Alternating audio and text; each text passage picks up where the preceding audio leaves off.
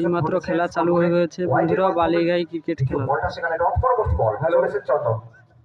আজকে ইউআরকে কাপ নেতাজি যুব সংঘের আয়োজনে সঙ্গে থাকছে পাওয়ার মিউজিক। একটি বড় মাপের খেলা এখানে অনুষ্ঠিত হচ্ছে। সাথে সাথে শুধু খেলার সাথে যুক্ত নেই নেতাজি যুব সংঘ, এরা এই কেটগড়িয়ার কাছে এই মাঠের ময়দানে অনেক কষ্ট করে একটা খেলার মাঠ বানিয়েছে এবং রক্তদান শিবিরেরও আয়োজন করেছে।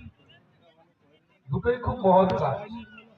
যে দুটো কাজ শুরু করেছেন, যার মহত্ব কোনো কিছু বলে তার মহত্বকে বিচার করা যায় না।